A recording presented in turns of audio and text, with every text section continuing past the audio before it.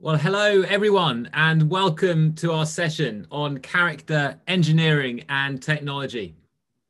My name is Ed Brooks, and I'm the Executive Director of the Oxford Character Project, an interdisciplinary initiative at the University of Oxford focusing on character and leadership development. And it's our pleasure to be co-hosting this conference with the Programme for Character and Leadership at Wake Forest University. It is a particular pleasure to welcome keynote speaker, Professor Shannon Valler, to this session. This afternoon, following Professor Valler's talk, we'll have some time for questions from the audience. The chat is disabled, so you can submit your questions using the Q&A function in Zoom. Also, I'd like to thank Wake Forest's Programme in Interpreting and Translation Studies. We're offering live interpretation of today's session in both Chinese and Spanish. So if you'd like to access the interpretation, please click the icon at the bottom of your Zoom screen. To our speaker then. Professor Shannon Valler is the Baillie Gifford Chair in the Ethics of Data and Artificial Intelligence at the Edinburgh Futures Institute at the University of Edinburgh. Professor Valler's research explores how new technologies, especially AI, robotics, and data science, reshape moral character, habits, and practices. She's been a visiting researcher and an AI ethicist at Google, and currently advises policymakers and industry on the ethical design and use of AI. Along with many articles, Professor Valler is the author of the excellent book, Technology and the Virtues, a philosophical guide to a future worth wanting, and has a forthcoming book, which is certainly on my wish list, Lessons from the AI Mirror, Rebuilding Our Humanity in an Age of Machine Thinking. Professor Valler, it's been a privilege to learn from your work over recent years. Thank you so much for joining us. Over to you. Thank you so much, Ed. And thank you to Michael and Kenneth and Christian and all involved in the project for inviting me here, and really looking forward to speaking with you. So let me go ahead and share my screen with some slides here. This is always the terrifying part where we pray nothing goes horribly wrong.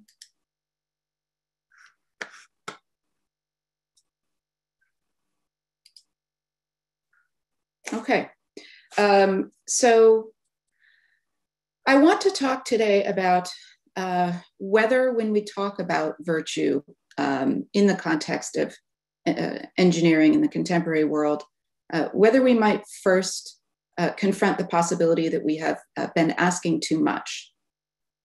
So I'm going to essentially give you the abstract of the talk as an orientation, because I think it'll be easier to see where I'm going rather than be kind of feeling your way through my presentation without that guide. So let me give you the high level claim here. I think engineers are obviously under growing public pressure to demonstrate moral as well as technical competence in the design and development of socio-technical systems. And I think it's also clear that such demands go well beyond existing codes of engineering ethics, which already articulate clear duties of professional integrity and care for public safety. But today, engineers are being asked to exercise sound judgment about their work's impact on a far more expansive set of moral goods, from fairness and justice to privacy and autonomy, to the transparency and accountability of socio-technical systems, to the integrity of public health and the sustainability of democracy and the planet. In an era where hyper-specialized STEM curricula are ever further divorced from the liberal arts, I think it's clear then that engineers are being set up for failure to meet the social expectations of the scale that I've just described, expectations that could only be met by something like the virtue of practical wisdom, and practical wisdom united with technical expertise and intelligence, something that I described in my book as techno-moral wisdom. But this is very far from what we have prepared engineers to embody. And thus, by setting, I think, the engineering community and profession up for failure, we risk only amplifying public distrust of scientific expertise, distrust, uncritical distrust, in some cases, of the possibility of technology as a contributor to human progress. And I think we have seen in the pandemic era the potentially devastating consequences of such distrust for everything from public health to climate policy. So this talk is going to explore the causes of and suggest some potentially radical remedies for the growing and unsustainable tension between the virtues of technical and moral excellence in the engineering profession. Okay.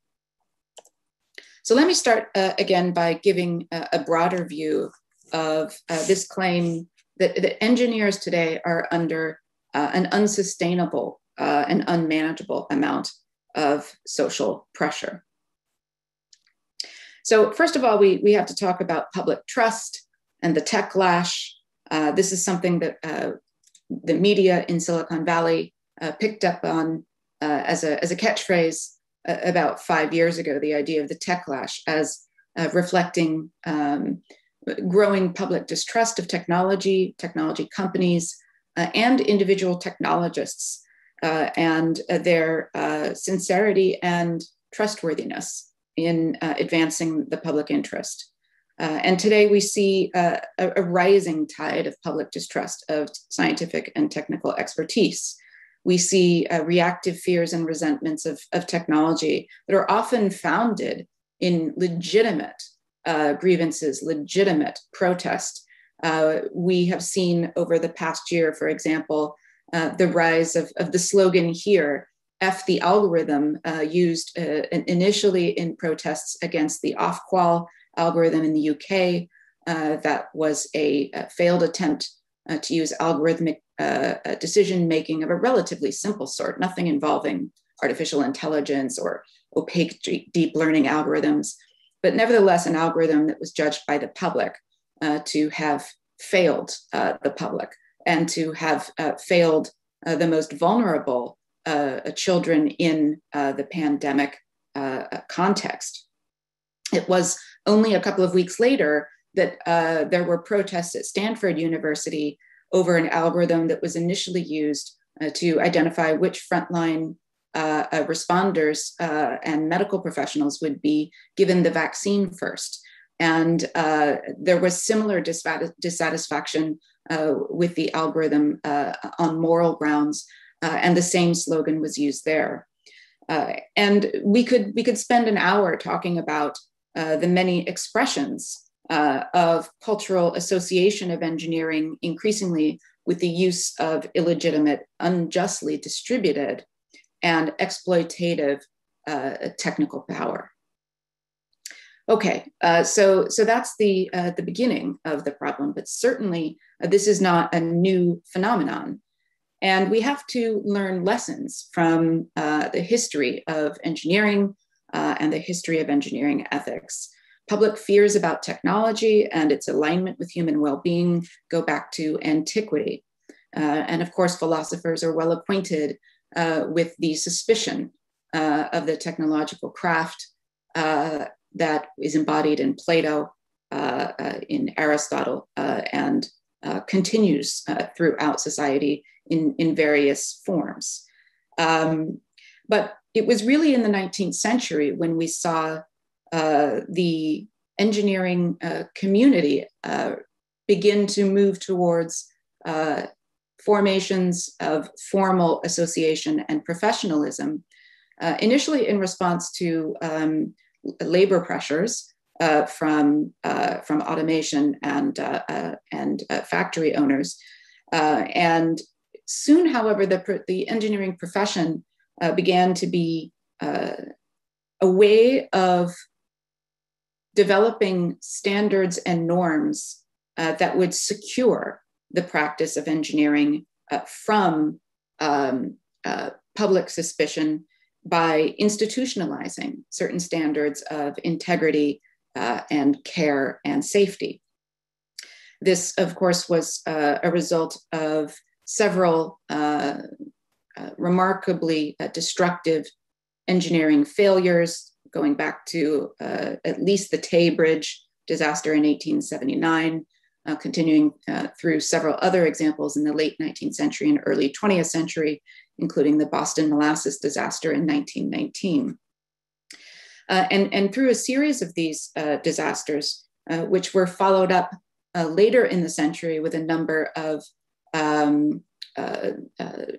scandals and revelations of ethical wrongdoing in the medical profession. We saw throughout the 20th century of movement among civil engineers, mechanical engineers, mining engineers, electrical engineers, as well as professionals in medicine and law. We saw a gradual movement towards professionalization, in some cases licensing, and gradually the formation of formal codes of ethics, which began in the early 20th century around 1912, 1914, and began to formalize ethical principles and constraints for engineers. So we're now well familiar in engineering practice with the paramountcy clause, which articulates the responsibility of engineers to care for public welfare and public safety above all. Traditionally, codes of engineering ethics have highlighted values of safety, non-maleficence, and integrity as crucial to maintaining public trust in the profession and to being able to maintain standards of practice that prevent bad actors from compromising the reputation and trustworthiness of the profession. But today, I think we see that these measures are no longer sufficient to hold public trust in engineering. And it's partly because the moral demands upon today's engineers, which are producing an immense amount of pressure, go well beyond professionalism and integrity. There are steadily intensifying and tightening dependencies between engineering practice, new technologies, and the fundamental conditions and institutions of human flourishing.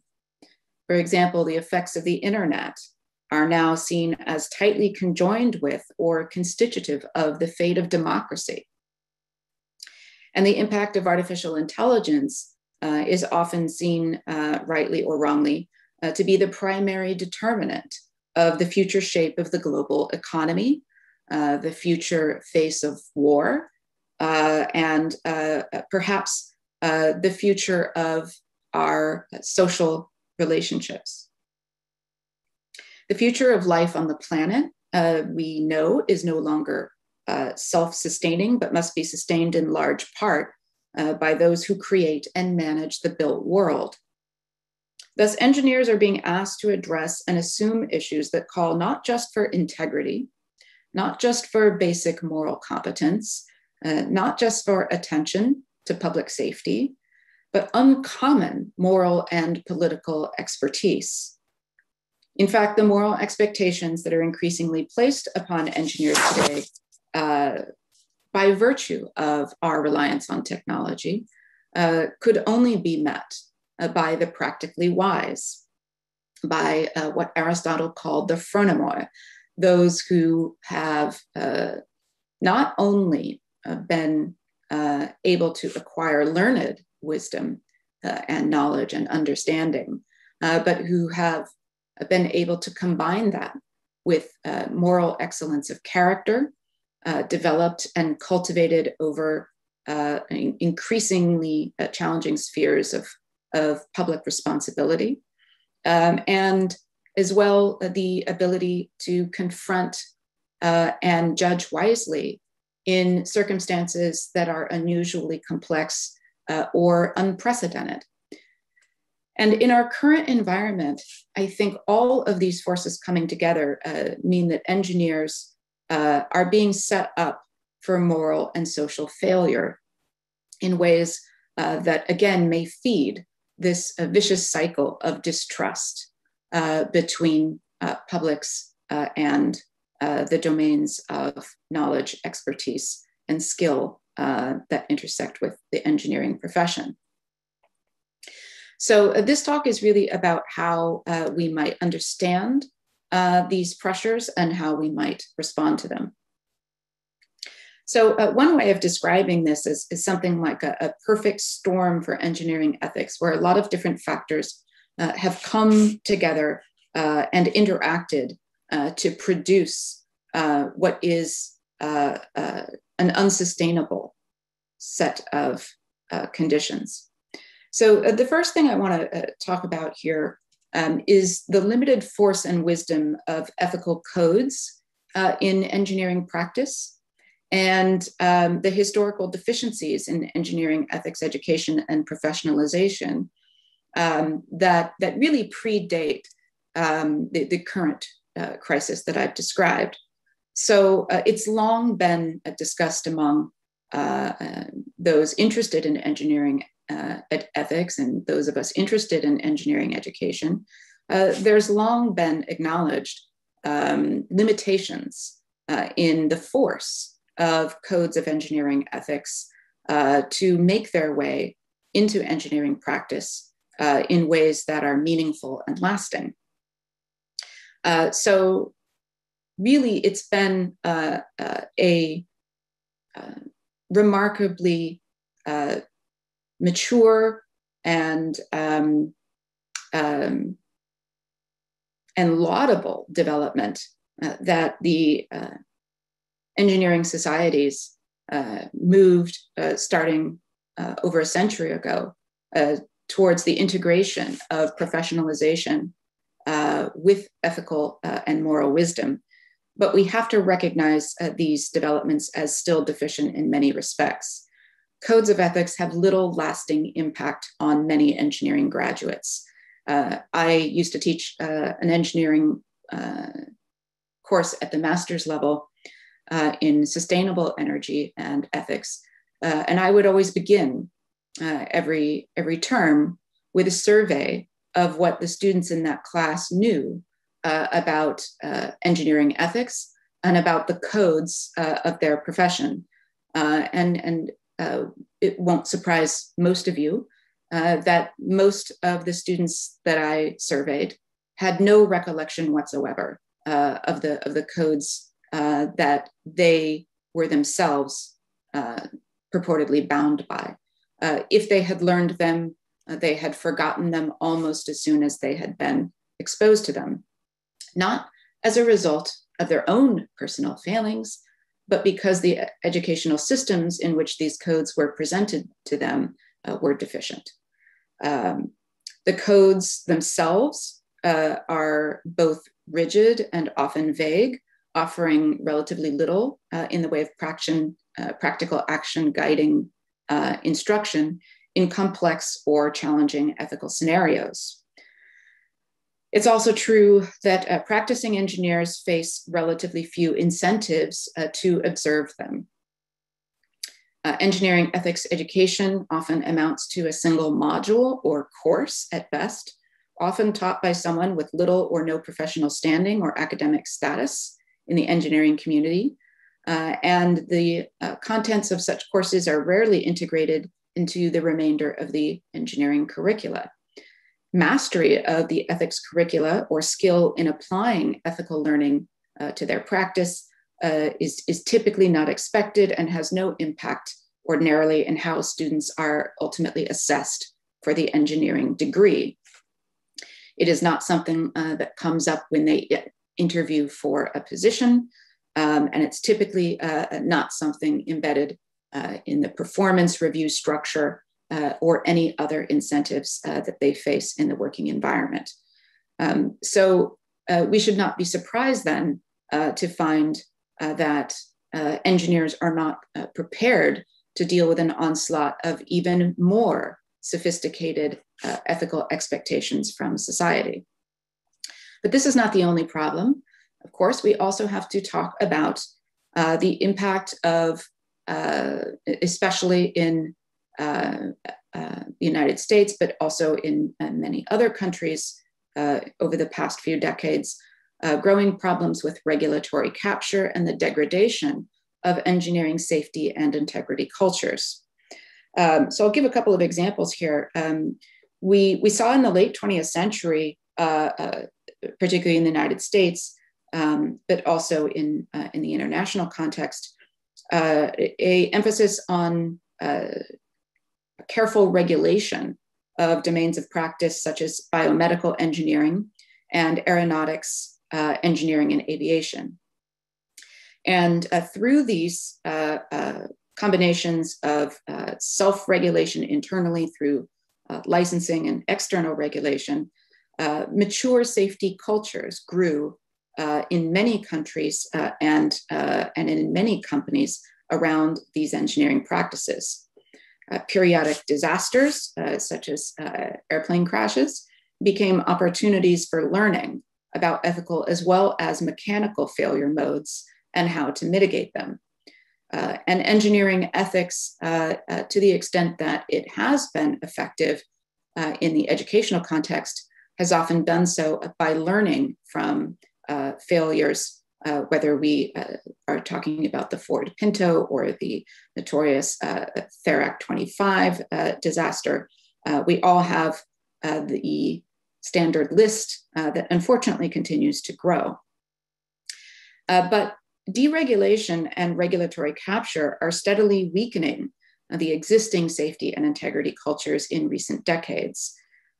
Some examples that seem to painfully underscore this in recent years are the Boeing 737 MAX disasters, which clearly echo many of the concerns about regulatory scrutiny becoming indistinguishable from the internal interests of the company to profit from its activity. We've seen the recent collapse of the power grid in Texas as an example of what happens when engineering is held hostage by political and commercial interests. We could talk about the Volkswagen engineering emission scandal. We could list our own favorite examples, each of us, I'm sure. But the point is that the forces that in the late 20th century held integrity and safety cultures together in many engineering domains have been steadily weakened. So we then have to confront a further ingredient in this storm, which is the problem of contested professionalization and role classification and identities of engineers, particularly in the computing disciplines. So a major challenge to transferring 20th century norms of engineering professionalism and ethics to the 21st century has been the rise of a new class of technologists whose roots in computer science, a discipline that developed without the professionalization of the engineering disciplines, has complicated and obscured the notion of what is an engineer and what is entailed in the role.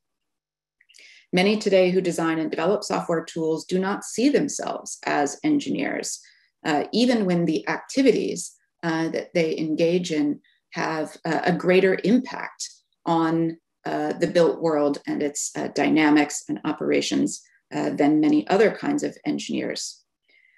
Those who do see themselves as engineers may not have a concept of the engineer that entails professional responsibilities.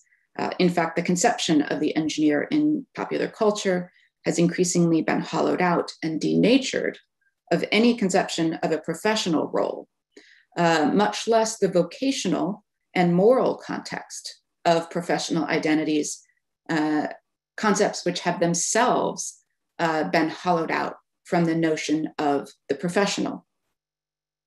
So we see then the gradual weakening and degradation of the notion of the professional as one who professes service and responsibility to the public. In combination with the lack of revocable certification or other strong forms of community self-regulation and licensing, in software domains, we have a sharp contrast today with the systems that have sustained a basic level of virtue and responsibility in the medical and legal professions. We should add to this the problem of hyper-specialization in higher education, particularly in the scientific and technical disciplines, otherwise known as STEM, and the concomitant crisis of liberal education. Educational trends of instrumentalization and hyperspecialization have only worked against the preparation of engineers for the burden of today's growing public expectations. Defunding and devaluation of the arts, humanities, and many social sciences in higher ed has ensured that engineers face virtually no educational incentives and, in fact, active counter-pressures to acquiring the social, moral, and political understanding and conceptual tools needed to meet public expectations commensurate with their growing social impact. We also see that for engineers who move into the domains of computing and software development dominated by Silicon Valley and other centers of big tech culture, they face the prospect of being absorbed into a culture bubble that insulates them for a time from public expectations of moral and political responsibility. Groupthink monocultures, the lack of diversity and profound concentration of social privilege and security in tech companies, combined with the motivated reasoning and ethics washing created by powerful economic and profit incentives. Add to this the techno-savior and techno-solutionist mindsets of many powerful figures in tech. All of these serve to create a dangerous and false sense of moral security and immunity in these worlds that only amplifies the likelihood of serious moral error. So where we might hope, for example, that the deficiencies of engineering ethics education would be somewhat remedied by moving into professional roles of responsibility, where real world consequences might reawaken an appreciation of the importance of ethical norms in engineering practice. What I'm saying is that we, in fact, have created a cultural context for many engineers where exactly the opposite happens, where the professional world, at least for some, is one that evaporates whatever remnants of ethical awareness might have been left from their educational experience. So this produces, I think, a vicious cycle. So we have growing public distrust of technology and expertise, as I've described already. This feeds the growing complexity and intractability of moral issues that engineers have to face. For example, resistance to scientific expertise births increasingly distorted and publicly viable online conspiracies about things like vaccines being Trojan horses for mind control nanoparticles delivered personally by Bill Gates and George Soros. Such absurd and pernicious and harmful beliefs cannot easily be suppressed and may even be exacerbated by corrective information, making it increasingly challenging for technologists responsible for managing disinformation on internet platforms to come up with solutions. But of course, the problems I just finished describing mean that engineers in these companies who work on the platforms that spread this kind of disinformation are actually, in many cases, protected by a sort of illusion of moral immunity that makes them that much less motivated to take the problem seriously and take responsibility for them. So the result is an increased moral incapacity among engineers that is exacerbated by the formative conditions that I've already noted, but also amplified by the rising complexity of the moral risks and dangers themselves. So the ethical challenges they have to meet get harder to meet, and the capabilities they have to meet them are being weakened and eviscerated by by these cultural and political and economic factors.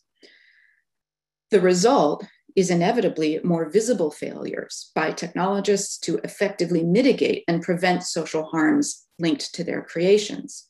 And what follows is a public cycle of blame, recriminations, antagonisms between technologists and their critics, and even between technologists themselves about the way forward.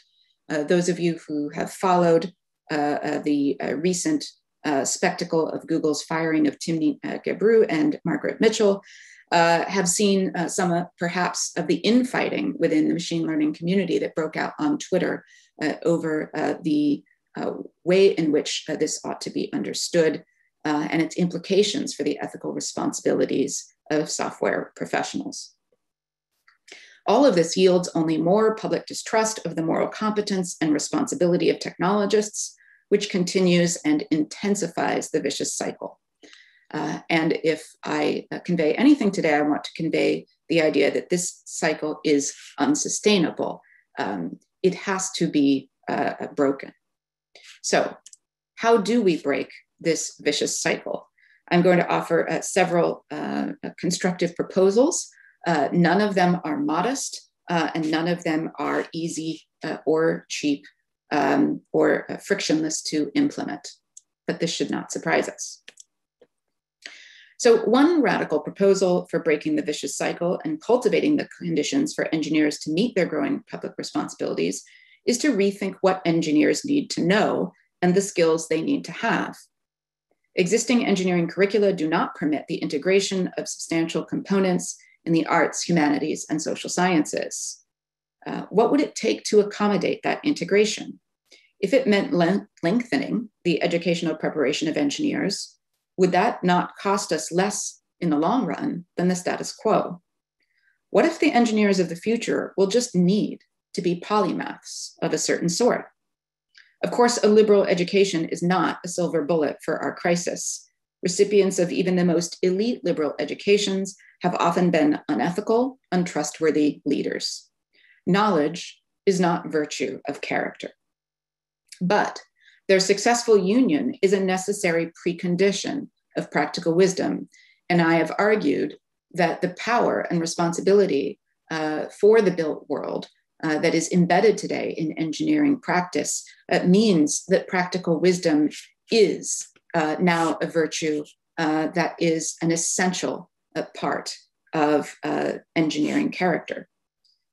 Now, engineers of the noblest moral character and intentions are still likely to err grievously if they are designing the future of our social and political institutions with no grasp of the history or dynamics of those institutions. So I'm arguing that we may have no way forward except to radically transform the conditions of engineering education and provide a far broader base of competence and knowledge in social, political, and moral domains.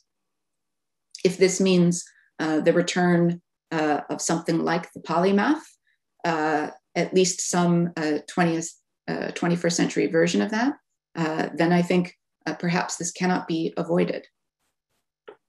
But we not only need to expand existing norms and rewards of professionalism in engineering to computer scientists and software creators, as I've said, I think we also need to restore the moral meaning of the professions as a form of vocation.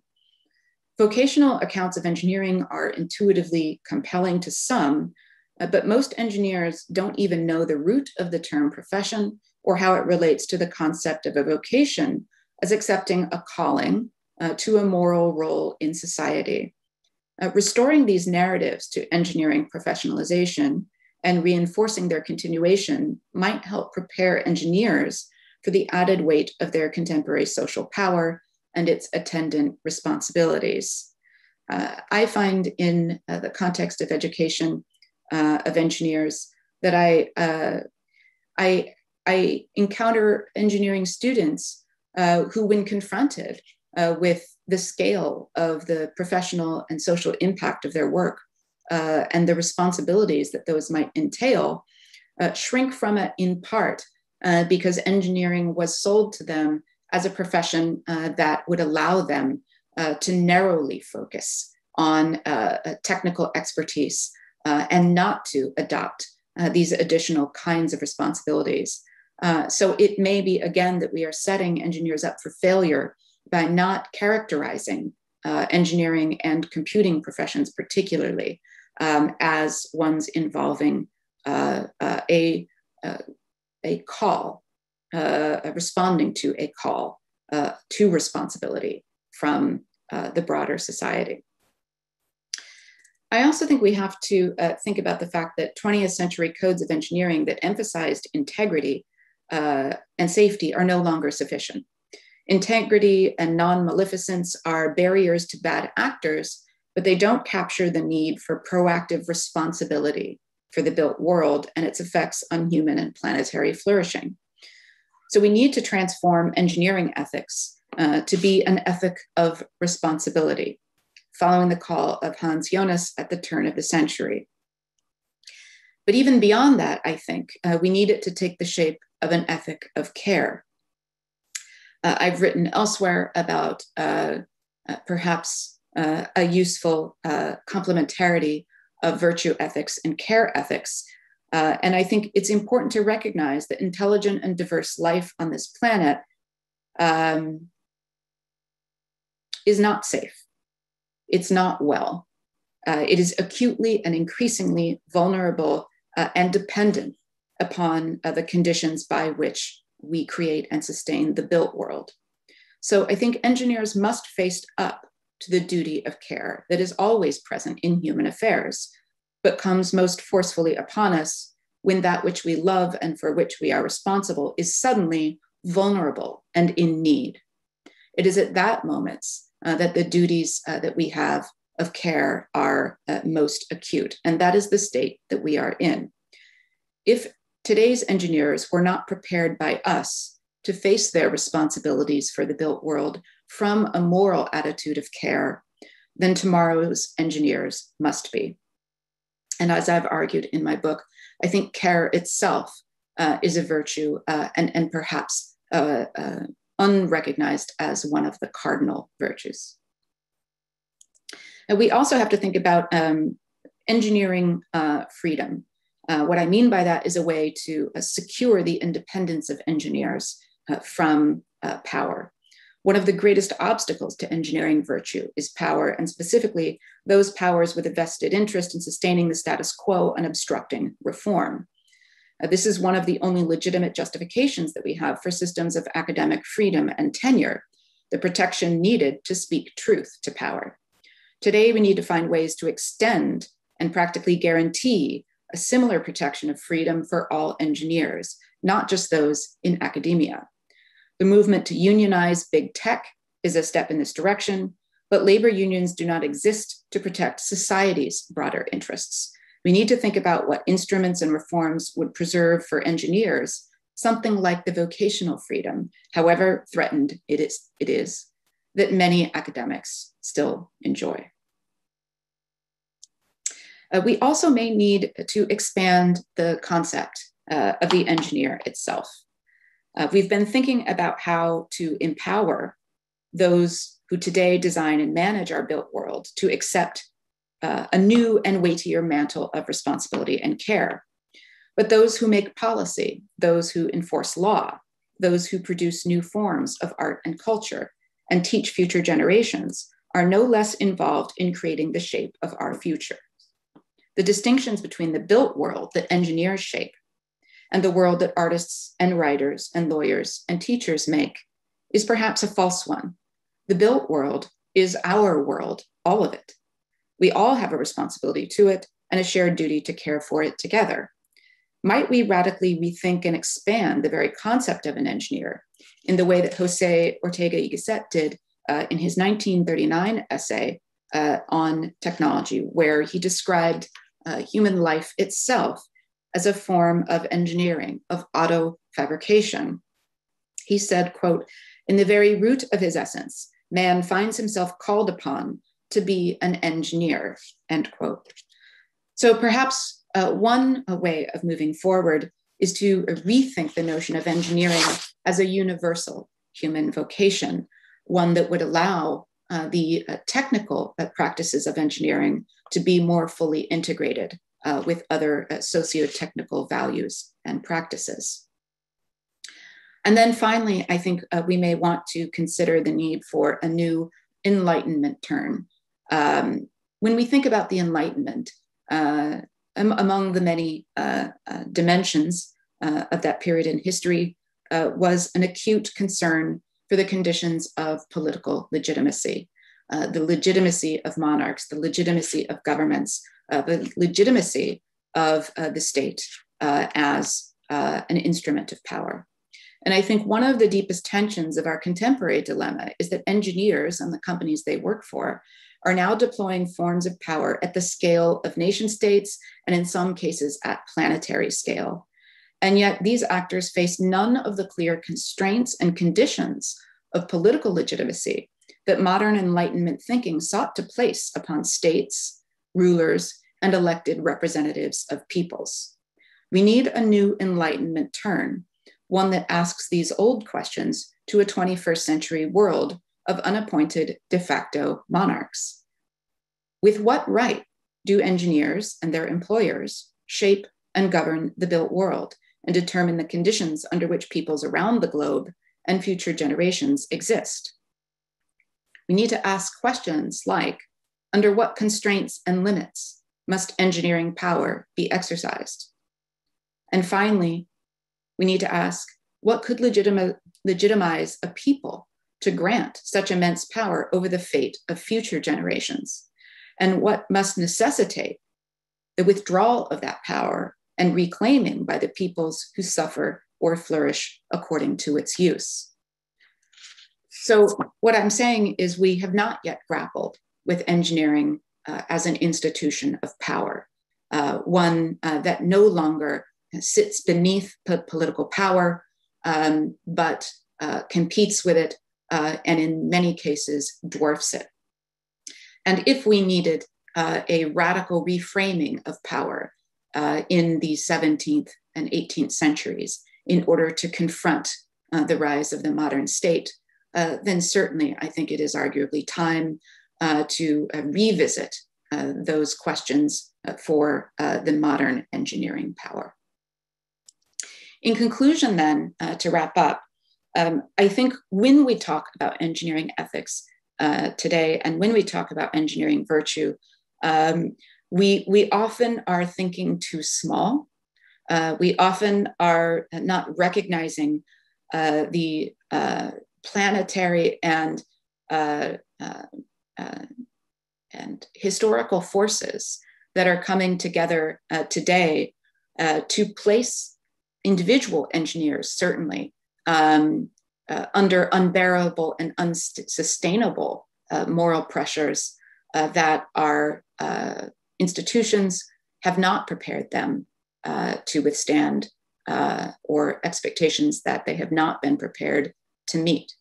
And thus, I think we need to move beyond the responsibilization of individual engineers and move toward a structural reform of engineering practice and professions as a new form of power in society. And I think virtue is a way of talking about the need for our powers to be deployed with wisdom, with care, and with justice. And I hope that I've given you at least some potentially radical suggestions on how we might get there. Thanks very much.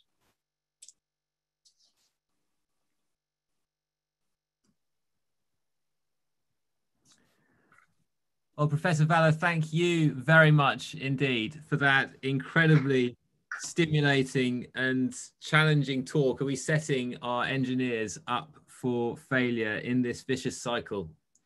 The questions are flooding in, so we'll get straight into them in the 15 minutes or so that we have. And Guy Axtell, helpfully focuses our attention on the category of leadership. So here we are with the program for leadership and character at Wake Forest here in Oxford too. We join together leadership and character. Guy Axtell asks that while it is true that virtues are excellences by which we should expect more from ourselves than for others, leaders in particular seem to be people who voluntarily take on roles of being ethical exemplars, of responsibilities that go beyond this kind of baseline when it comes to public or professional expectations. I wonder if you could say more about how the burdens of expectations or this vicious cycle might affect leaders, or the role of leaders in breaking this. Yeah, perhaps some thoughts there. Thanks so much. Sure. Yeah, that's a great question. I think also we have a lot of ambiguity around what it is to be a leader as well.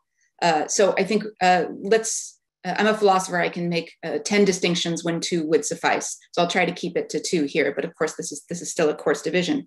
I think we can talk about 2 different aspects or kinds of leadership.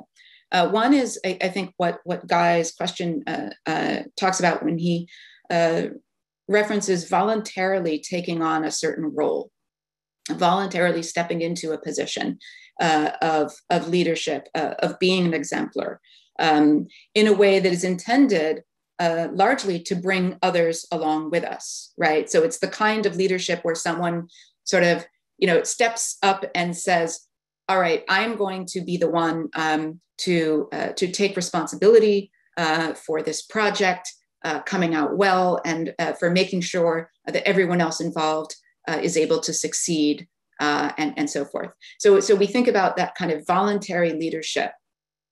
But there's also another way in which we talk about leaders, and we talk about leaders as people with power, the people who exercise power, who are invested with power. Now, for the most part, that too is a voluntary role. When we think about, for example, political leaders, they have normally run for office or stood for leadership or accepted the mantle of responsibility in some explicit way. But part of what I was getting at in my talk is that I think we have a whole class of leaders now who didn't necessarily stand for leadership voluntarily, who entered into a profession that is conventionally described as a relatively narrow and detached kind of expertise, and yet is increasingly embodying forms of power that mirror those of state power.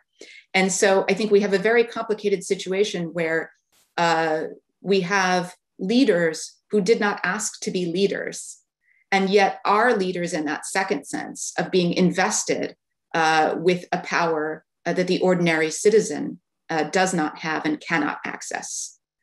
And so I think we need to think about how to address that incongruity. And that's where I think these burdens of expectations come in. So I think when we talk about people in leadership who aren't meeting up to their responsibilities or to public expectations, but they have nevertheless voluntarily accepted roles of leadership, I think that's a different moral problem. There are problems of character there, right? But I think there are different problems than when we are talking about people who have been elevated to positions of leadership without really realizing it or consciously accepting it. Thank you. Shannon, I wondered, how do you see the role of the professional ethicist here? Are professional ethicists leaders in this space in a particular way? And anything you can draw on from your experience of interacting with some of these major tech companies? Yeah, absolutely. And of course, we ethicists ourselves may find ourselves in that same position when in the past, academic ethicists in particular have had a role merely in kind of commenting on professional practices and analyzing certain cases and perhaps saying what we thought ought to have happened or should happen going forward. Ethicists, academic ethicists have not traditionally themselves been empowered to influence those decisions directly. And what you see happening, particularly in the tech industry around the domain of AI ethics, is a very complicated situation where, because the ethics expertise doesn't live in the disciplines that those companies usually hire from, they're calling upon external experts, either to come in as in-house consultants or to stand as external experts, for example, the Facebook Oversight Board or other bodies that have been formed as sort of external inputs. And yet none of those individuals themselves are elected to exercise the kind of power that they would hold if they were to be able to influence these companies' policies at a large scale. So in a sense, the same problem crops up with ethicists as with engineers, except at least perhaps ethicists are prepared to speak to ethical issues and deploy ethical knowledge. But it's a special challenge when it actually has practical import on, for example, how a product gets built or how a platform service is designed. And so I think we need to think about, again, what is the legitimacy by which Facebook's oversight board or somebody who's an ethics consultant for Google or Microsoft, what is the legitimacy by which they determine how these platforms will shape and constrain our lives and our future opportunities? So I think so my point is, I think the problems that we're facing are not going to be solved neatly by ethics experts parachuting into the scene. Ethics expertise does need to be a part of the conversation, and I've been gratified by my experiences working in industry by how much hunger there is within many engineering cultures for this kind of expertise. I spoke to the sort of bubble mentality and the sense of moral immunity that can get created in some of these big tech environs. But that often doesn't last long. And people very quickly become uncomfortable with the responsibilities that they hold and the lack of preparation and empowerment to wield those responsibilities wisely. And so there's often an intense hunger for ethics experts to come in and help them think about these things. What sometimes happens is there's an expectation that the ethics expert will have the answer. And that is usually disappointed rather quickly. And so, again, it becomes a way of recognizing that ethics is a practice. It's not a set of answers that anybody has. It's a practice of wielding responsibility that has to be picked up and cultivated. And so it's about transferring that practice into these engineering cultures themselves. Thank you. That's incredibly insightful on the nature of ethics and how it needs to then be brought to bear. There are quite a few more questions, Shannon, so let's see if we can get through a couple more of these. Elzbieta has an excellent question here. She says, I was wondering, what do you think about the rationalist and dark enlightenment community in the tech industry? Do these anti-democratic tendencies of the tech elites give us something we need to worry about? Personally, yes, I think so. I've seen some of these currents come through in attempts, for example, to purge any discussions of justice, to purge any discussions of equity or care from conversations about the use of socio-technical power or the health of socio-technical systems. So I think that sometimes these are just kind of simplistic but attractive intellectual preoccupations, but sometimes I think they serve a more destructive purpose, which is to try to provide some kind of intellectual legitimacy for purging responsibility and purging concerns of ethics and justice and equity from the technology space. So when we see that happening, I think we have to resist it actively. Thank you. Shannon, you mentioned virtues of practical wisdom and care in particular. What other virtues do you think are most important for engineers given the pressures they face? Yeah, I think humility This probably shouldn't surprise anybody, but humility is one of the biggest ones. I spoke earlier about how engineering cultures that have developed in the 20th century in response to many acute disasters were able to integrate a kind of recognition of the ubiquity of human failure and the impossibility of humans to have complete knowledge or certainty. And so I think what unfortunately has happened in some computing environments is an illusion that computers and big data and artificial intelligence bring to us certainty, bring to us objectivity and neutrality and freedom from human biases and blind spots. And so there's, unfortunately, I think, a serious decline of humility within a lot of engineering cultures that are driven by computing and sort of data-driven practices. I think the humility is starting to leak back in. But unfortunately, just as it happened in the 20th century, a lot of times these engineering cultures become humble only after they have unwittingly unleashed incredibly destructive forces. And we can't keep waiting for very fragile institutions in society to be deeply and gravely wounded or broken for the cultures of engineering to acquire that humility. We are losing in society rather than gaining resilience on a planetary scale and also on a political scale. The interdependencies that I spoke of societies, of institutions, of goods, and the extent to which a single shock, like a pandemic, can reverberate and destabilize an entire global economy and affect every country around the world simultaneously.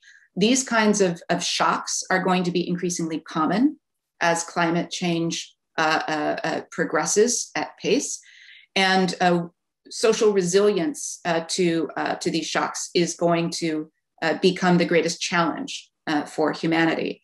And what that means is we can't afford the kinds of failures that we might have recovered from more readily in past centuries. And therefore, we need to introduce humility as an active and sort of forward-looking virtue, as opposed to a retroactive chastening that follows from disaster. Professor Vella, we could go on and on. You've opened up this tremendous discussion and highlighted a dynamic which I guess we can see around us, but you've opened it up and shown us how it's come about and the problem that it is. But not only that, you've helpfully started to point some ways beyond it. And maybe this note of humility is a good one to end on. We're going to take a short break until 2:15 p.m. Eastern, and then come back to pick up some of these issues amongst the panelists in a panel discussion. So for me, for now, Professor Vella, it remains to thank you very much indeed for joining us, for the incredibly insightful talk and thoughts which you've presented and left us with today. And we look forward to reading more in your book when it comes out before too long. Thank you all. Really enjoyed it. Great conversation, great questions. Thank you. Well, as I say, we'll now take a short break until 2:15 p.m. Eastern, when we'll be back here on this same link for our panel discussion. Thank you very much indeed.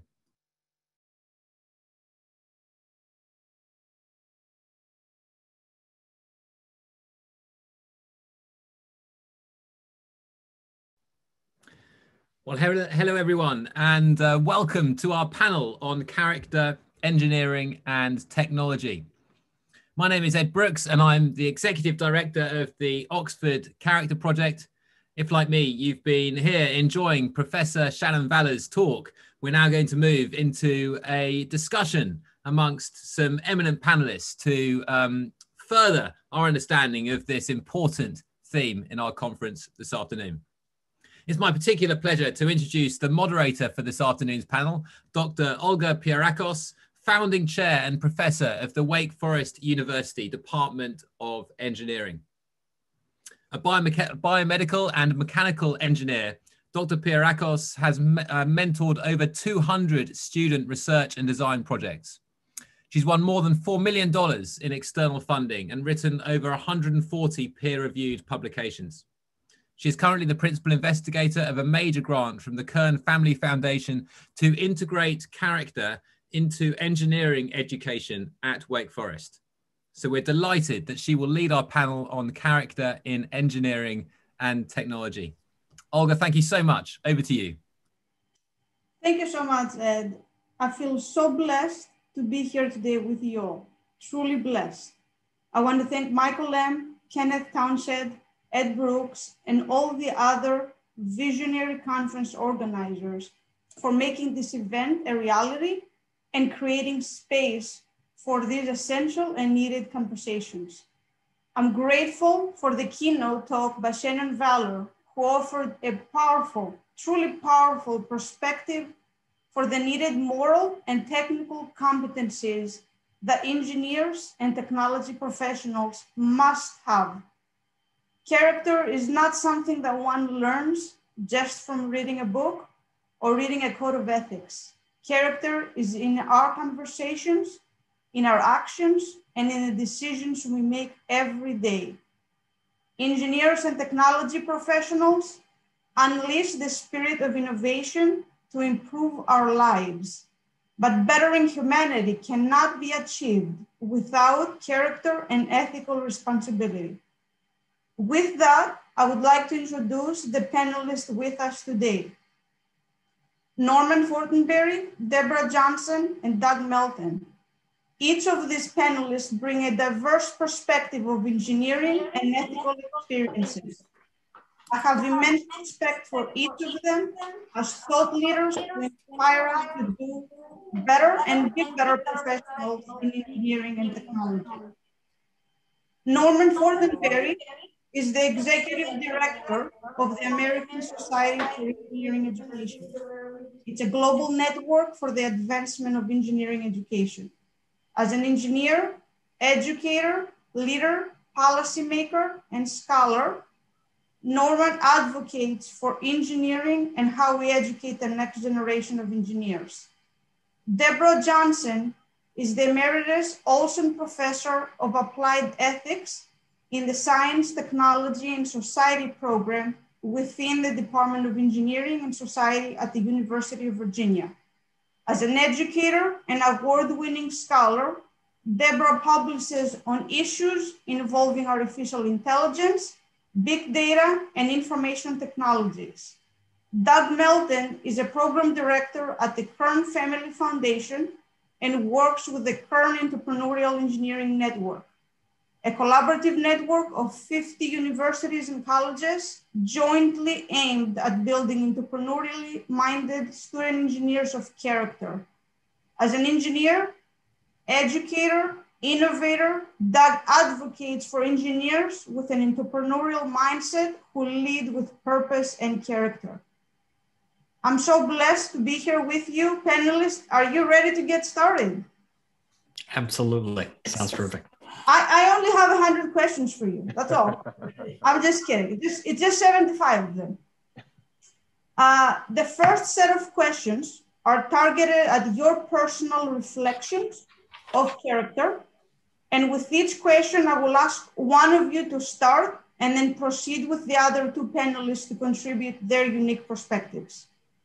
The first question is a why question. And this one's going to Norman and then Deborah and Doug. Why is character important for those in engineering and technology? I think our keynote speaker, thank you first for having me as part of this panel. I think it's very important and I'm very pleased and privileged to be part of it. I think large elements of the answer to that question of why were highlighted in the keynote address. Engineers are increasingly central to daily life across the planet.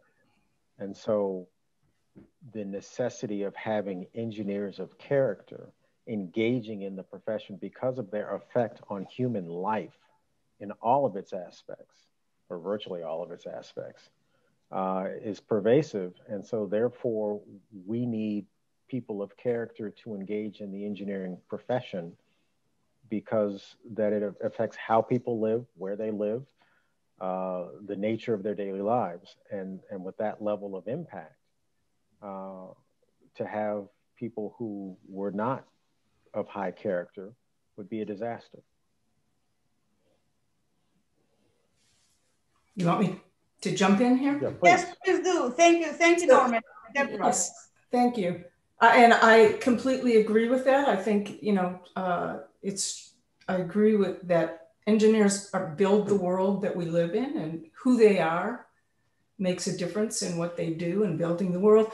But I'd like to draw attention to the fact that engineers work in very complicated context, mostly organizational context, in which they don't necessarily have a lot of power or a lot of say. I'm in a sense, I'm kind of still reflecting on Shannon's talk. And so I think it's important that they have character, because I think there are kinds of, and particular virtues, of course, but in particular because there are lots of pressures in that environment. And so they need certain virtues in order to do good in that environment. I'll jump in as well.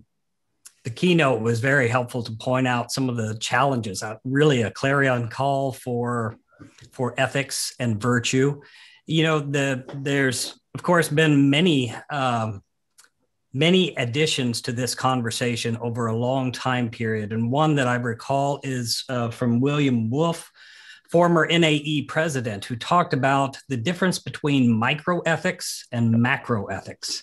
And microethics, those daily decisions that an individual makes, versus macroethics, where we're deciding large topics. And engineering kind of has to get together as a profession to think about some of the implications that particular decisions or directions go. I would say that part of this is understanding how to level up from those microethics to the macroethics and actually work together. So to answer your question, absolutely. Some of the answers are obvious around safety, but again, back to Shannon Valor's keynote presentation, it goes beyond safety in codes these days. With the complexity that we are involved in, it's beyond that. So, Olga, if I could pick back up, because I want to really resonate with Doug's point about the Bill Wolfe's observation of micro and macro ethics. I was privileged to work with Bill when I was at NAE. And so I think that's just a critically important point. I mean, there's the ethics of the individual, so you're not going to steal or fudge your numbers. There's the ethics of the organization, whether that be public or private. Is somebody, as was the case with Challenger, somebody going to override a decision where you have offered your best engineering judgment that this is not a safe thing to do? And then there's the ethics of the profession as itself. And there's a challenge that we increasingly see that was referenced in the keynote by Dr. Valors about, the tension between engineers increasingly as employees versus engineers as standalone professionals, and how do they protect the profession or balance the duty to the employer versus the duty to the profession. And that's increasingly, we're seeing that now. Students are already asking those questions. They are concerned about, okay, I want to work in energy, but is there a way to work in cleaning up fossil fuels? Is there a way to develop non-polluting energy, because I'm concerned about the future of the planet? And so, yes, I am working perhaps in one desk in a large room that's part of another large room that's part of a larger complex, but I have a responsibility as an individual, as a member of this organization, and then as a member of the profession. And so we need to help them negotiate that space. If I can just pick up on that and carry the conversation. Yes. When I first started working on engineering ethics, this would be back in the 1980s, the big issue, the main issue, because the field was just developing then, was whistleblowing. There were these major cases. The ones I remember are the BART, the engineers, and there have been throughout history, since then.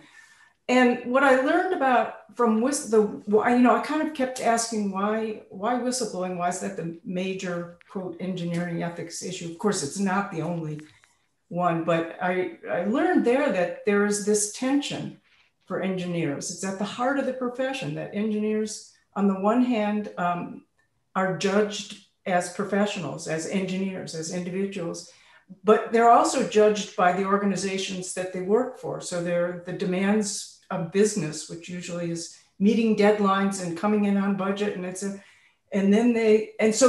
right in the middle of that. And usually whistleblowing is, do I act as a professional according to what I've been trained or what commitment to safety, or do I kind of, fudge that and do what my boss tells me? So, I was thinking that, what are the virtues you need to balance that, to do that balancing?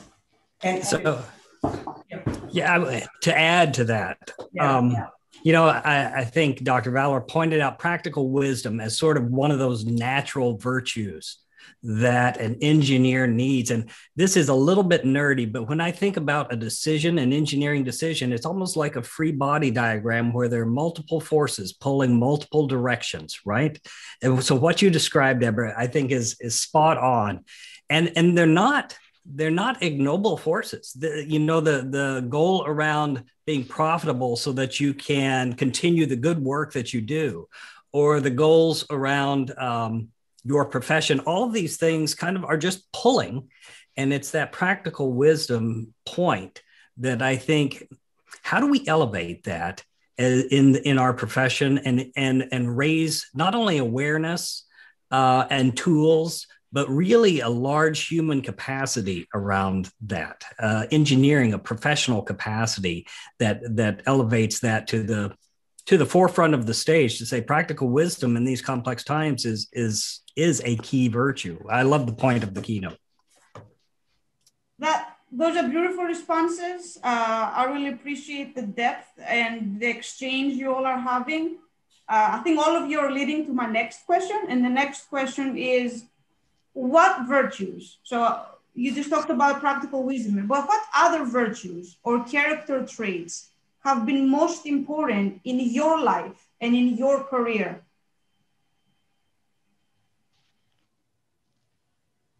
Yes, that's right. I need to designate. Deborah, I'm going to ask you to go first with this one, and then fill that up with Doug and Norman. It's not an easy one because I'm not an engineer, so I'm torn between my personal ones and things I've thought about for engineering.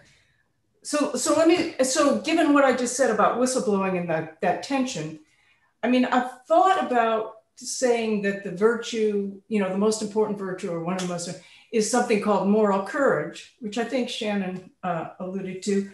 And I think there is something about, but then, well, let me just carry that through, being able to stand up under these pressures. But it's really a little bit different. And so I don't know what term to use in terms of a virtue. It really has more to do with, I think, this capacity to step back and look at the environment in which you're acting and kind of understand how to navigate that territory. Maybe that is practical wisdom. I don't know. And then let me just mention one other, which is, I think, really undervalued in engineering, and that's communication.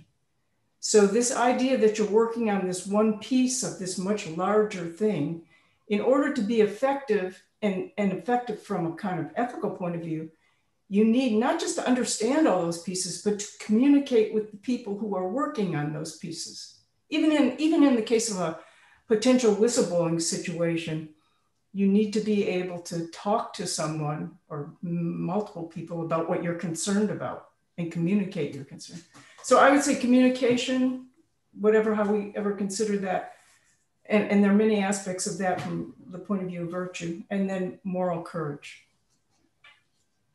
Thank you, Deborah. You're absolutely right. I mean, we bring our whole self to our professional practice. So even though you're not an engineer, you're bringing all of these important virtues and character traits to the work that we do. Doug, would you like to add to that?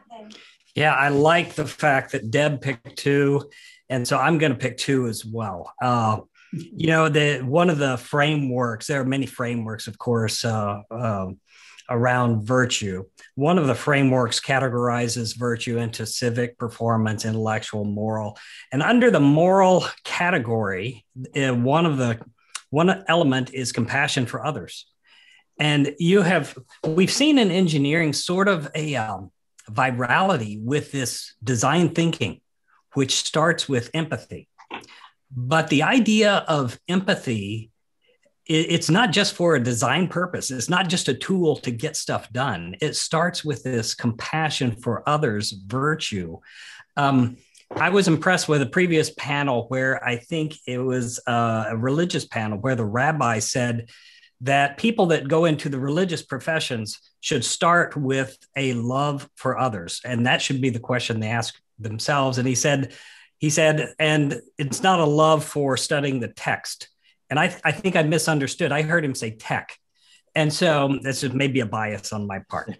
And I thought, okay, engineers, maybe this compassion for others should be the starting point, and care for creating value for others is actually, it's so fundamental to engineering, and yet we can be sometimes blinded by the technology, blinded by the processes and the projects.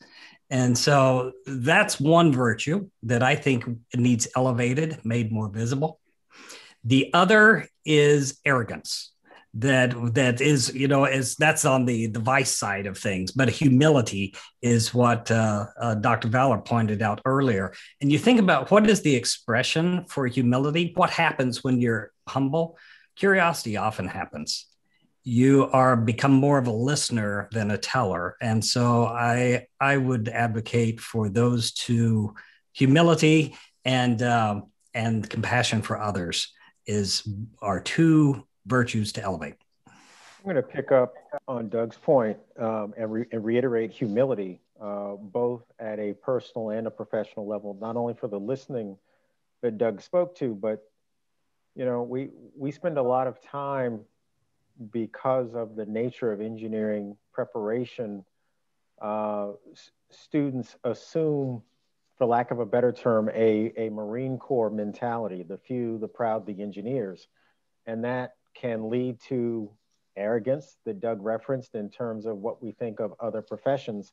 And yet for an engineer to be successful, not only must you communicate with other people in other disciplines, other fields, other professions, as Deborah has indicated, but you have to be willing to listen when they communicate to you. Understand that we have to work collaboratively if we are to achieve the engineering objectives, because things don't exist in a vacuum. And so this personal humility and the professional humility, I think, are both critically important. And then that leads to the next point, which is an attention to context. You're not just designing a widget, you're designing a product or a process. You're designing a product or a process or a service that will exist in some context that will be used by people. The best example of that, there was research done several years ago by the Center for Advancement of Engineering Education, University of Washington, where they talked about students designing a playground.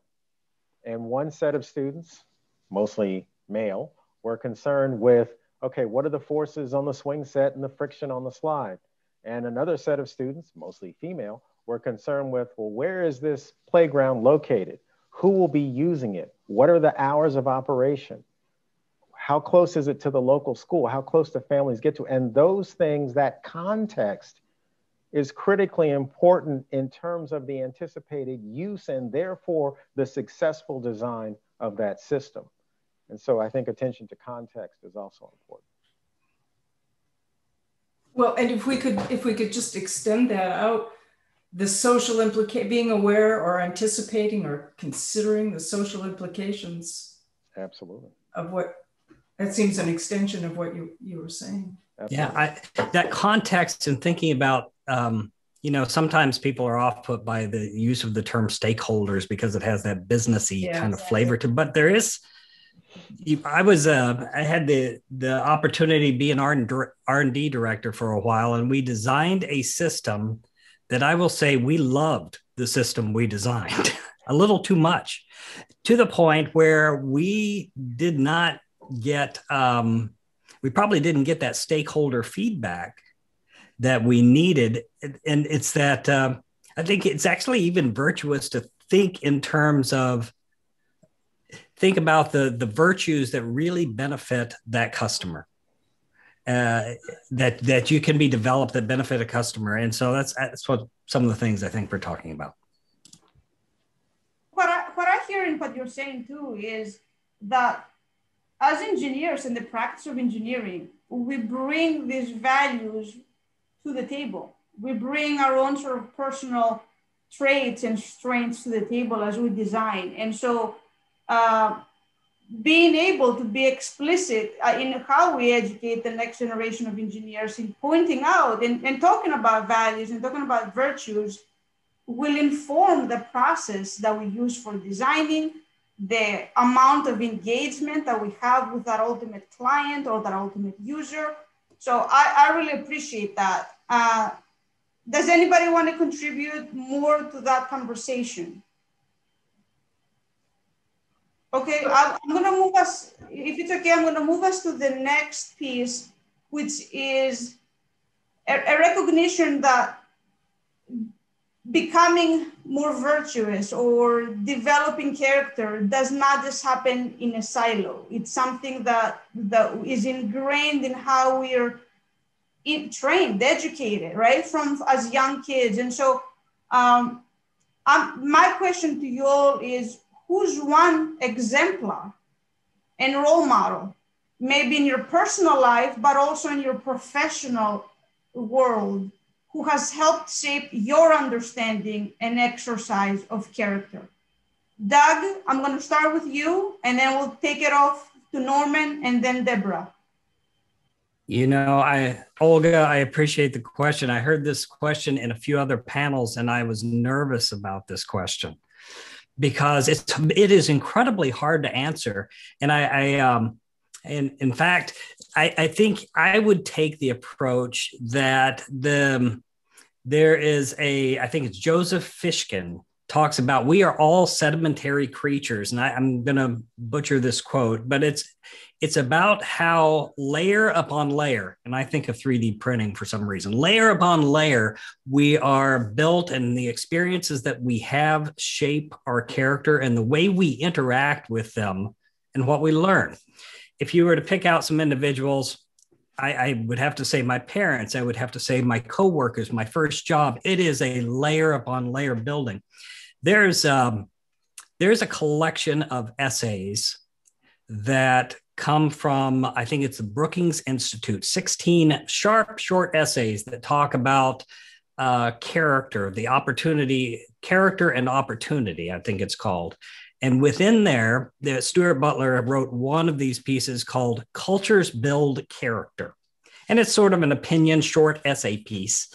And I absolutely agree with even the point of the question. It is the culture around us. It's what we immerse ourselves in, the expectations we have of others and the expectations they have of us. And I can think of so many contributors. Well, let me follow on Doug and reiterate the layers argument. I mean, it's absolutely true. It was a wonderful example. And then maybe throw in a quote from my grandmother that, you can learn something from everyone, if nothing else, what to avoid or what not to do.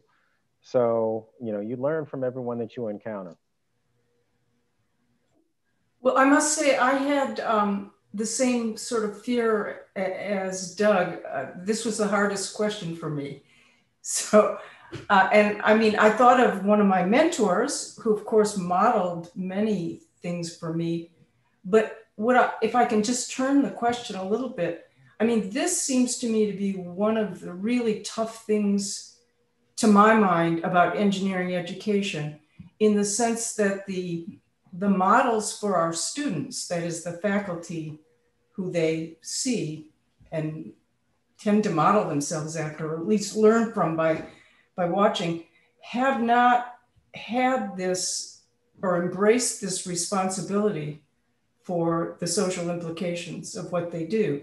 I mean, the culture of engineering has traditionally been, we divide tasks up, and the engineer's task is to design this technology, and then society is supposed to decide whether to use it or not, and sort of not see themselves as having. So, and that's really embedded in the culture of engineering education. And so that, in terms of models or exemplars, that worries me. So I want to interject and pick up on that, because I think that's a critically important point. I mean, what Deborah's just observed, I think, is a carryover from the culture of science, where it's knowledge for knowledge's sake. But engineers are about applying knowledge to do something. And so I think it's particularly dangerous for engineers to say, well, I'm just developing technology, and how my technology is used doesn't. I think that is incredibly dangerous. Irresponsible, malpractice, use all kinds of bad words and characterizations. And so to the degree that that's in our culture, I think it's absolutely essential that we root that out. I love this thread of conversation too. And it reminds me that, you start thinking about the reductionist approach, which we have to use to focus on something. But then I've also pleasantly seen, and especially I think the Keen organization, these 50 universities and 3,500 faculty members that are working on this, are much more open to the systems engineering and thinking broadly about systems, to include socioeconomic, all of those factors in terms of the system. And so the wonderful part about engineering is it has to live at both ends. It works at the reductionist kind of micro level to work on a particular problem, calculate a force, design a circuit. But then at the macro level, because so much of our work is exportable, tradable, scalable, that you have to think at a systems level. And that's where I go back to some of the keynotes comments, that value proposition. She didn't say this. This is my reaction to it. Value proposition has played such a central role to the shaping of states, shaping of companies. I mean, the value proposition is a driving force, and it's not always money. Value could be termed in terms of societal good. It can be, but there is a value proposition that drives things. And we have to think in terms of a systems value proposition, as well as the down to the object that we're working on. It's an optimistic part of engineering for me, that we can focus on systems, and there is a lot of growing inertia. I appreciate that. I also sense in your responses that I think we're turning the corner. I have a lot of hope. I see a lot of young faculty who truly embrace and understand the responsibility they have to move beyond these technical aspects of what we do and really contextualize it, as Norman has pointed out, and really frame the conversation differently. So I really am hopeful that the next generation, my father always said that as parents, you want the next generation to be better than you. So that's, I think, we want the next generation of engineers to be better. And I think the more diverse the profession becomes, the more this will happen. Yeah, I agree. Related to those responses in that question, the next one has to do with what would you describe as the primary influences on the development of your character? Mm. And so for this one, I'm gonna direct to Norman first, then Deborah, and then Doug. Oh, gee, thanks. Primary influences on the development of my character. I'm going to have to go back to Doug's answer and talk about my parents and what they would or would not tolerate, what they expected, and how they enforce their expectations, positively and negatively from my viewpoint. You know, those basics of when you're growing up, whoever your family, and family is a very broad term, the people with whom you regularly interact as you are growing and learning about the world, those influences can live with you for a lifetime. I mean, last night, when Colin Powell was talking to Madeleine Albright, he was talking about his parents. Yeah. And how he had a picture still in his downstairs room of I think it was either Harry Truman or Theodore Roosevelt. So, I mean, you know, the things that seem inconsequential, or maybe not inconsequential, but seem transitory, can have a very deep impact on a developing mind. And so that, you know, we're getting a little bit off topic here, but how we influence particularly young children, and this is why exposure to the broadest set of opportunities possible is so important, and it gets to, you know, the equity arguments about and social inequity and economic inequity. Why that's so crucial, because it sets your view of what is the realm of the possible, what is the realm of the acceptable. And so for me, you know, I grew up in a very nuclear family that moved around. My dad was in the Army. We moved every 3 years. So the consistency of the environment that my parents, my older sister built is what had the most profound influence on me.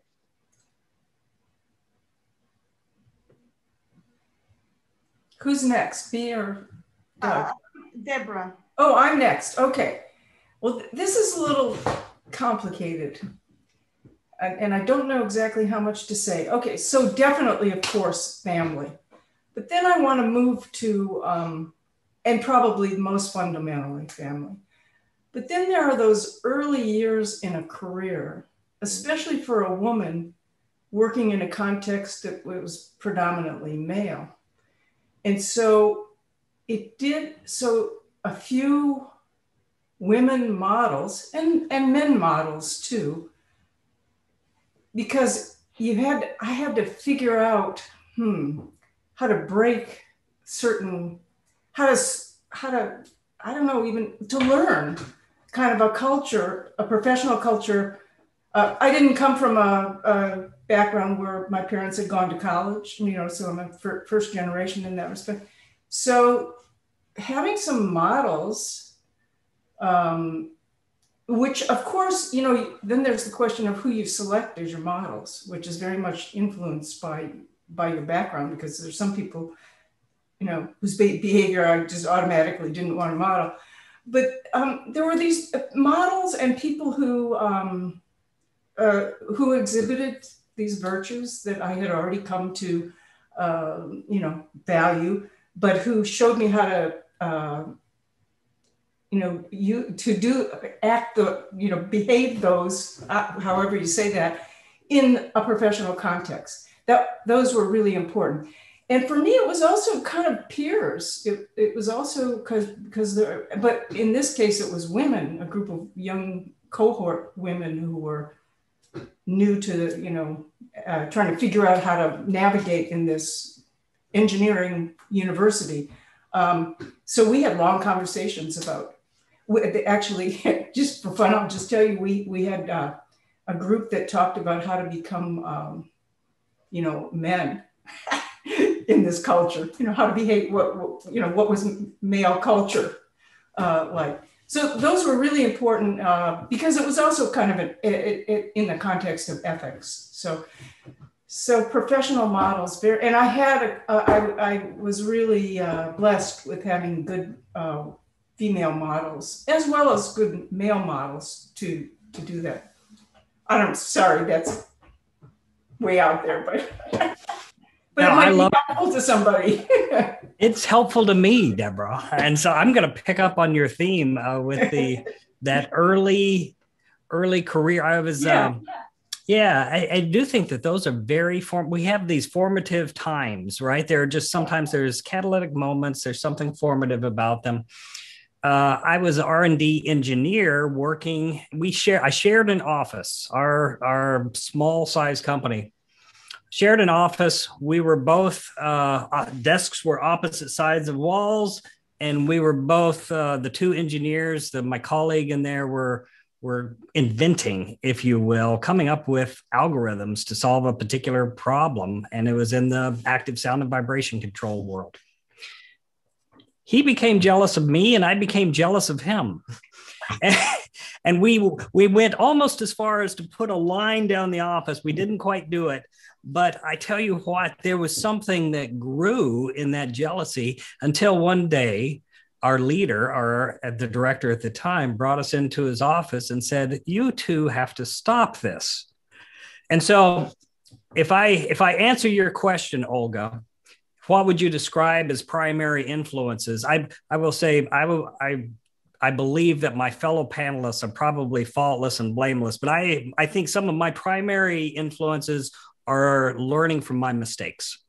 And you experience these consequences. You have somebody show you a better way. And I often think of, you think about control systems, which have feedback control. And you're just thankful that there are people in your lives that provide that feedback control. And that was one particular instance where I think it's a check in character, and you learn from it and you move on. And so primary influences, I would say kind of like Deborah, it's learning. It's not always blameless learning, but it is learning. So. But that speaks to, as well, in the context of education, the importance of providing faculty, TAs, et cetera, the space to provide that type of feedback. That, we put so much pressure on educational professionals with an S on the end, because we're talking about a variety of different professionals that shape the education of our students, that they often feel so much pressure and such a high pace that they cannot do. Okay, I've got to get these 10 things done, and they rush off. And to have somebody take the time to offer that correction in a lab, as you turn in a homework, in a hallway conversation, is crucial to professional formation. Right, and to do it in a non-threatening way, so that it wasn't, just the kind of quiet little, there's a different way to handle that. No, that's beautiful. You've talked about specific individuals, specific sort of environments, learning through failure, which is also kind of built into kind of who we are as engineers, but related to how we grow as individuals. This next set of questions, so just to transition us, this next set of questions are going to move us away from thinking about just sort of those personal reflections to thinking about the profession and thinking about this profession sort of specific questions about character. So this first question, we'll start with Norman, then go to Deborah and Doug. The question is, much has been written recently about the decline in social trust, including a decline in trust in institutions. Mm-hmm. What role do you think professionals in engineering and technology should play in promoting social trust and advancing the public good? So that's interesting, because there was an editorial in the Washington Post by someone whose name I don't remember that touched on this issue. And I think it's important to remember that even though we live in an increasingly technological society, engineering, technology, and science provide facts, but the public, particularly most recently, is reacting to, given those facts, what is the value trade-off? So for example, and I to Doug's point, that's one of the learnings that I took from a realizing my own blindness on this. This was a blind spot for me. I said, well, the facts are clear, therefore X, Y, and Z must follow. Not necessarily. There are, what's something simple I can pick that's least controversial? Wearing a face mask in the face of COVID. The facts are that a mask will inhibit the spread of the particles that carry the virus. That's a fact. Now, early on, because there was a relative shortage of masks, the initial guidance from the government was, well, not everybody needs to wear a mask. What they didn't say was, because we need to prioritize them for the people who are most at risk, because that's a long message, and how do you get that out to the public? Then when more masks became available, they switched up and said everybody needs to be wearing a mask. And portions of the public said, well, wait a minute, you just switched up on me and I don't understand why. And this is inconvenient. And so it may impede the spread of particles, but as a value judgment, I don't believe that I want to wear one. And based on what you said before, I don't think I have to wear one. So there are, or probably more to the point, if you are a small business, do I want to say I'm going to shut down and lose what I've worked my whole life to build up this business? Is there something short of that that I can do? Your 20%, your 50% capacity? So the fact may be accepted. There's a pandemic. The value trade-off in what is necessary to protect the public health versus the health of my business, my child's education, if I don't have good internet access and therefore they spend a year not learning anything. Those are value questions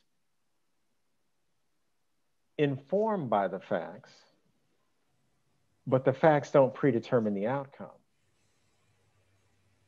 And so I think maintaining awareness of that trade-off is how we build trust, by acknowledging that for some folks, they're doing a different value proposition. And if we can surface those different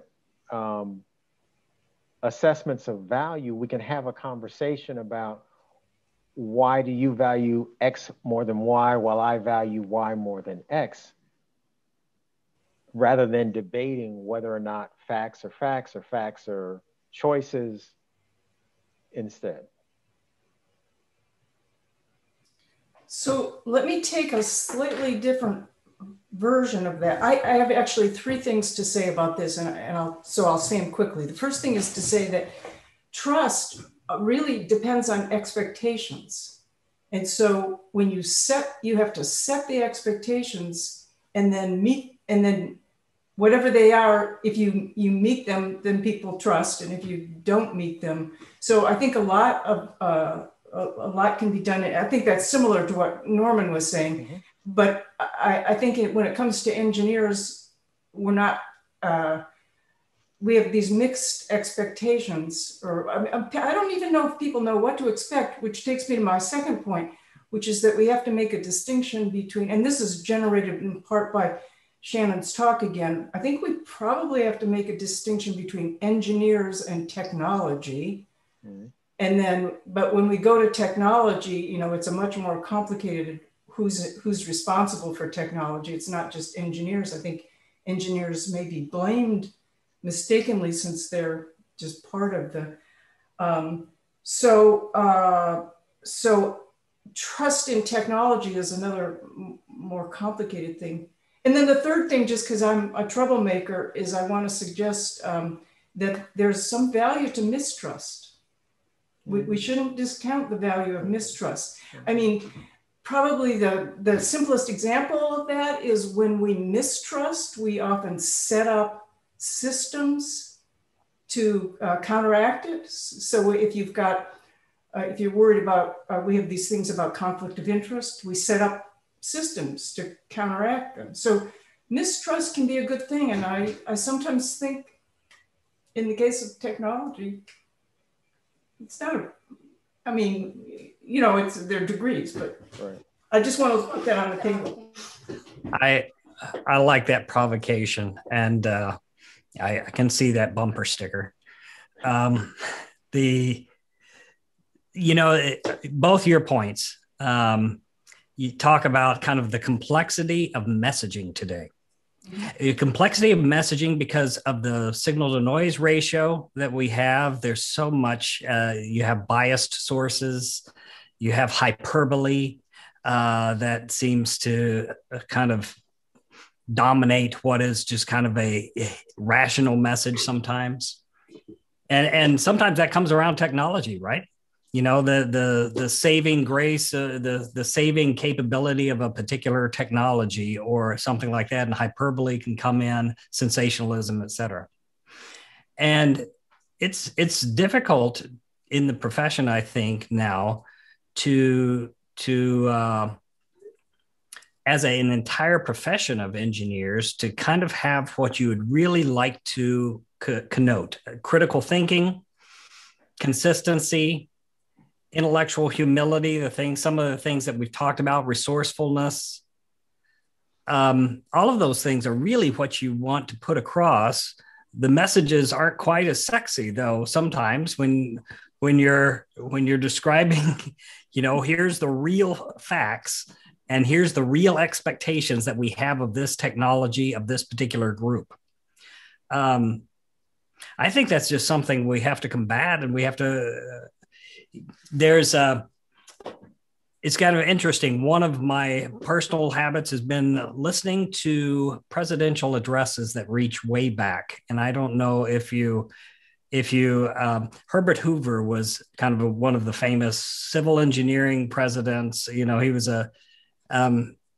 he's gone down in history, you know, of course, kind of coincident with the Depression, and he purportedly didn't have enough intellectual humility to kind of see some of the challenges that were associated with that. And so that's how history records that. But so how do you create a trustworthiness that has this consistency and clear message? I don't know. I think it is simply our profession celebrating some of the, you know, you have you ever heard the phrase, you become what you celebrate? And you celebrate the kind of the consistency and celebrate the engineers. And we can do that as an educational group. And I think actually there are a lot of faculty these days who are ready to raise that level of character visibility. And we'll do that through models, and we'll do that through focusing on trustworthy engineers. And we have to help kind of roll that out with an understanding that all people are fallible, but this trustworthy engineering can become sort of maybe a new moniker. I want to return to Deborah's point about the value of mistrust. And I want to particularly focus in on artificial intelligence as it's being used. There are some new systems that are supposed to objectively look at records and decide, rather than having a judge or a jury decide on whether or not someone is eligible for bail or bond or release into the community. There's an algorithm that will decide based on X, Y, and Z whether or not they are safe. But the bias is built into the algorithm itself. And you mentioned before the case of the Google engineer who had looked at some of these issues of bias within algorithms. So a healthy degree of skepticism, of mistrust, of a techno fix, I think is absolutely essential, particularly given when the stakes are increasingly high. A different sort of example that's becoming increasingly prominent are the deep fakes. It used to be you could trust what you saw with your eyes and heard with your ears, and now we know that's no longer true. So some healthy skepticism of technology and technologies is important as well.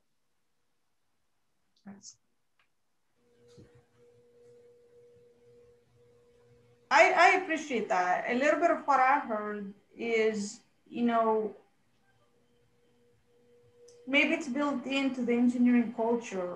There's an element of compliance that maybe we should be teaching more of the skepticism, is thinking about how mistrust is an opportunity, right? And so when I think about the virtue that's linked to that, it's courage. And so when we think about courage and to what extent we create those spaces in educator engineers or in the environments that the engineers work, where is that rewarded? Going back to kind of the celebration piece. And so I think there's opportunities in your responses that hopefully the viewers are able to spark some ideas for them. The next question is thinking about the future. So beyond sort of the current state of engineering as a profession, in the future, what ethical issues will be most important for the professionals in engineering and technology? So Deborah, I know you have a new book out on engineering ethics, so I'm going to ask you to address and start the response to that question, and then hand it over to Doug and then Norman. Do you mean what technologies of the future, or what issues for engineers in the future? It could be both. It could be both. It's thinking about maybe what ethical issues will be present for us in the future, but what you also think are the most important ways to sort of support professionals through it. So you can look at it from. Yeah, I this one I'm not so well prepared for, but I'll try. I'll start off by just saying, right now, I've been reading a lot about climate change, and I think that is undoubtedly, indubitably the challenge of the future. And we are going to need engineers who can think very creatively and carefully about this, but it won't just be engineers. I mean, it's really going to be have to take a real transformative effort, and so it will call upon all the kind of virtues that we can imagine that engineers will need, and especially because it's a global problem, it will require all the communications capacities, and thinking about social implications will be kind of implicit in this. So I don't know, I'm not, it's hard for me to think about the future in terms of just engineers, because I think of engineers in this context of government and corporations, and everything is going to have to kind of move and adapt. So too complicated for me in a few minutes.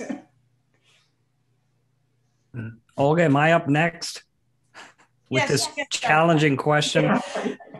There are, certainly you can take this in the direction of some specific technologies, and Norman already mentioned one that is kind of bias in algorithms that are built into algorithms.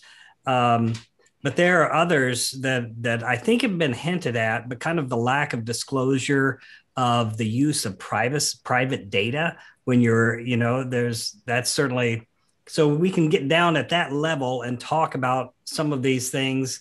The lack of barriers to the fintech industry, you can just join that, and it can create those algorithms, and that engineering that can create major change. So there is a long list of specific technical areas that we have to face. But that's kind of like looking at the difficult side. If you flip the coin for a minute and look at some of the aspirational pieces, like the UN Sustainable Development Goals, those 17 goals that focus on things like, how do we, let's just get a little bit focused on particular topics that are around data or poverty or food or developing economies. Those things, that is kind of flipping that is actually inspiring to me to think, where can you lean into some of those specific challenges, build in elements of character so that, it's always hard to foresee where a particular tech, it's really difficult in a complex world that people say it's chaotic, that it's hard to figure out how emergent things are going to go. But if you're monitoring this with real intent of doing good for others, creating value for others, it's the only way we can navigate this. And so I like to flip the coin and say, okay, we know that there are collections of challenges, but where do we want to press in to some of these future great goals that we have as a world? I want to pick up on points made by Deborah and Doug. So I absolutely agree with Deborah about climate change and everything related to it, and Doug's point about the UN Sustainable Development Goals. But I think those highlight, in terms of an ethical challenge, the challenge is looking long-term for the future, which is sort of important to the future of humanity, versus quality of life now. Mm-hmm. And that is an increasingly stark choice with an ethical overlay when we talk about developed versus developing nations. So there are, because of climate change, we're saying we should reduce the use of coal and fossil fuels. And you've got developing countries saying, wait a minute, you guys have developed now you want to tell us that we can't use these same technologies to build up our economies and help our people now because of some future threat. And the future threat's important, but we have people who need help now. And so this trade-off between the future and we live in a world, how can I politely say this, where the pressure on political leadership is to be concerned with the here and now, at least before the next election, versus the long-term sustainability of a population. I think that ethical conundrum will permeate numerous sectors of society.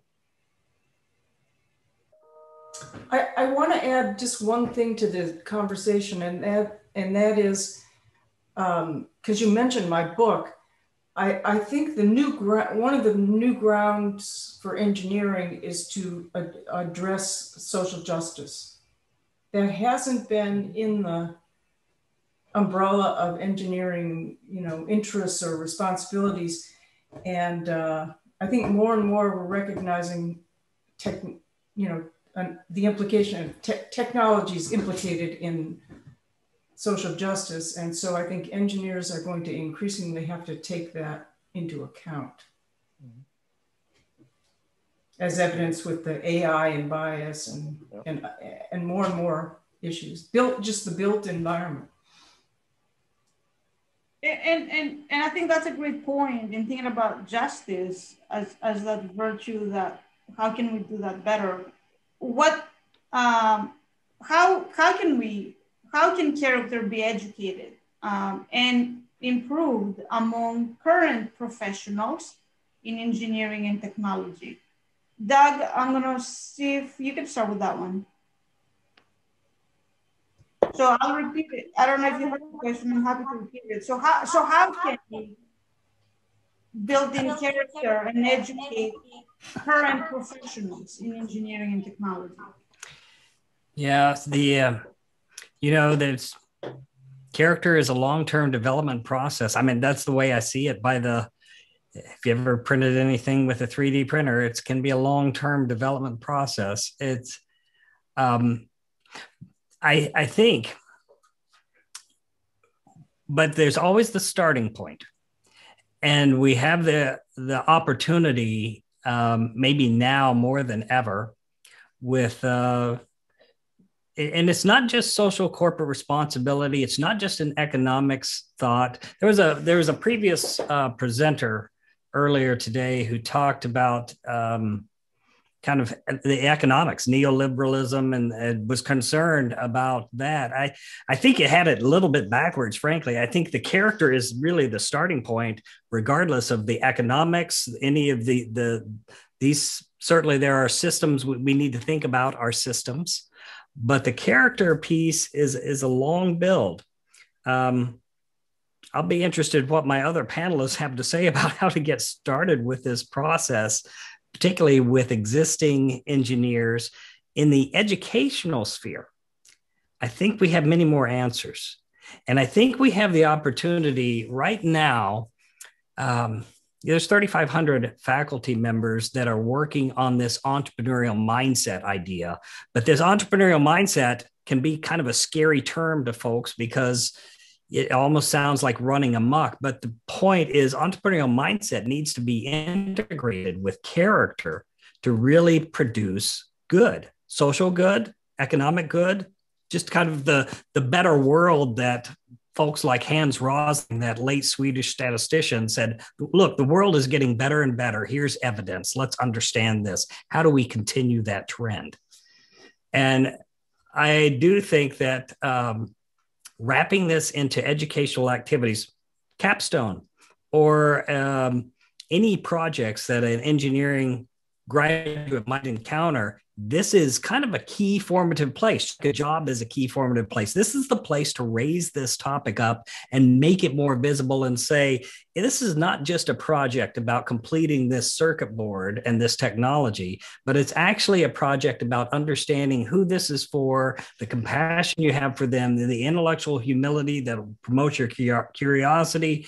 It's wrapping things around that formative space. That's where our focus is. That's where certainly I've been able to put some efforts, but even more importantly, these educators in this network have been able to put some efforts. So I'm excited about that aspect, and I think that's how we continue to press into this. I think there's an opportunity in terms of practicing engineers, because you mentioned something about current practitioners as well. Professor Valor talked about polymaths and a need to move toward polymaths. I think there will be a business imperative, because everyone's afraid of getting sued about something.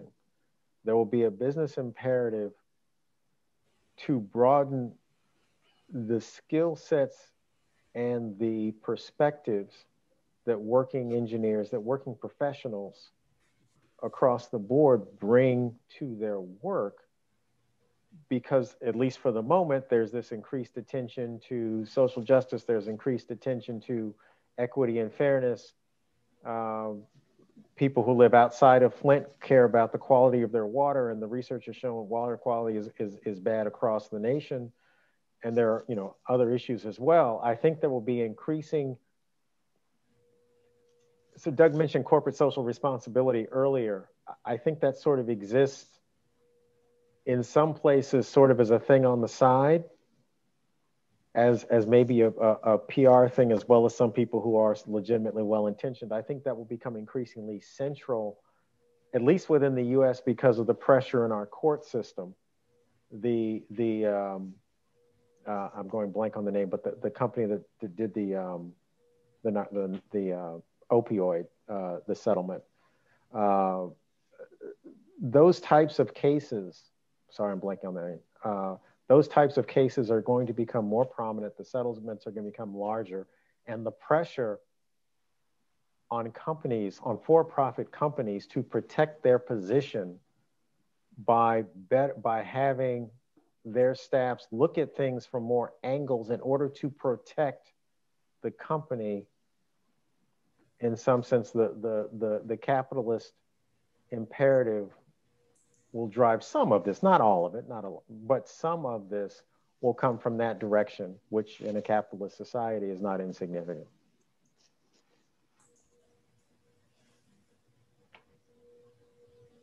You wanted me, I don't have much to add. I mean, I'm very impressed with what you, Olga, are doing at Wake Forest in terms of trying to embed, I mean, you don't have to introduce new courses or things. You sort of embedded in already existing courses and make it part of your objectives. I just think it will take, it's in the details, sort of, not in the big transformation of curriculum. Thank you so much for those responses. What I heard there is that, yeah, absolutely, organizations, industry, there's a responsibility there to start anywhere. As Doug pointed out, it's a development, right? You just have to have a willingness to start at any point and work your way towards sort of those very clear, achievable goals at a personal level and at a professional level. As we wrap up, I want to give you, 1 minute each to kind of maybe share something that's on your mind or connect an idea from the keynote and Shannon Valor's talk. Maybe something that has not been shared yet that has been on your mind because it's related to the conversation that we're having. And so, Doug, if you can think about that and share your sort of closing remarks in maybe the themes that even you heard. So it's open space to allow you to maybe share what's on your mind. I will keep this brief. I appreciate the nature of this conference because I've sat in on all the proceedings and then you think about being the engineering background, you think about, well, how does engineering fit this? How does engineering fit that? And you really start realizing, of course, that tech and engineering is inextricably linked to all these other forces that are all the other professions that are on here, and of course all the other forces. And I think there's a terrific message there, a terrific challenge also as a profession to and maybe the call that Shannon Valor had for us is to be leaders. Maybe that's the summation of that. Among these folks, engineering plays such a, I go back to the top of our time together. Engineers, as somebody told me, engineers are so consequential because of the scale and speed at which they are developing things. They're so consequential. And we have this opportunity. I think it's taking the optimist view. I think we have the opportunity to be leaders in this space and bring character more into the forefront than it's been before. Thank you, Doug. Deborah, would you like to go next? Yeah, I have two different thoughts. I mean, one thought is that we should be reframing engineers to see them as, to understand that engineering is a social endeavor. And I mean that not just in the sense that what engineers do involves interaction with other people, but actually engineers build society. They build the social world as well as the material world in the way they design and produce things. So that's my my first thought. But of course, my second thought is they don't do it alone. And so we really, if we want, it's it's chicken egg. It's not really chicken egg. It's more the beehive problem.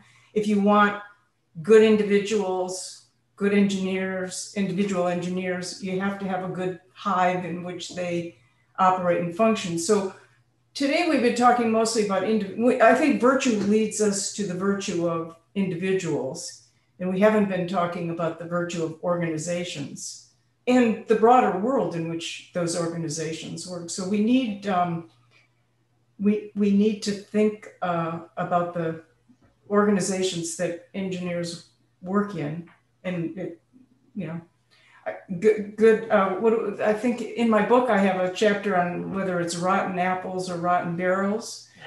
And so those two things kind of go. Rotten apples lead to rotten barrels. Rotten barrels lead to that. I mean, I think that's a really important thing to keep in mind. So, I want to pick up on that point and return to a point that we discussed earlier in terms of the importance of the profession. In the Middle Ages, there was the guild, and your ultimate loyalty was to the guild because that protected you irrespective of who you happened to be working for at the moment. And everything is a pendulum swing, but I think we need to encourage the ethics at the individual, yes, level, yes, at the organizational level, yes, but also at the level of the profession and the guild. Our responsibility as engineers to other engineers to be held accountable and to hold accountable in all the different ways that if we carry that title, and this is, we can get a whole separate argument about how to do that, whether it requires professional registration or whatever, but irrespective of that, the need to hold each other accountable for how we operate, I think is crucial and just something we need to do. Thank you so much, Norman, Deborah, and Doug. I have a quote here from Aristotle, Aristoteles in Greek. I have to pronounce it the right way, of course. There's a quote here that I want to kind of wrap things up because I think it connects to the many ideas that you all have shared. And so Aristotle said that good moral character is not something that we achieve on our own. We need a culture that supports that flourishing. And I think I've heard that theme throughout your responses to these questions. I've been really inspired today in the keynote and Shannon Valor's talk, and then the conversation here. Hopefully it's the beginning of something, of many more conversations, because it takes effort. We have to start somewhere. And I know that a lot of us as educators, have been looking for those ways to infuse ethics and virtues and character in educating the next generation. I'm really glad that there's also professional engineers who are listening to this talk and are able to also be inspired with action, right? Conversation hopefully leads to action, individual action and collective action. And so I want to thank you again for your time, sharing your expertise and your insights. And again, grateful for this opportunity that we've had together. Thank you so much. Thank you, Olga. Thank you. And fantastic. Thank you, panelists. Good conversation. Yeah, let's start that guild.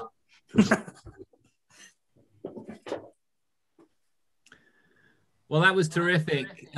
Many thanks indeed to you, Dr. Pirakos, and to our panelists for a wonderful conversation on the role of character in engineering and technology. And thank you all for joining us this afternoon for our talk and for this panel conversation. We very much hope you'll come to the next session, which is on diversity, character, and the professions, and that will begin at 4 p.m. Eastern Time. The link is available now in the chat. Please note the link is different from this current Zoom link, so please do click on the link and join us at 4 o'clock for that next session if you would like to. In the meantime, thank you very much indeed for being with us and being part of this important conversation this afternoon.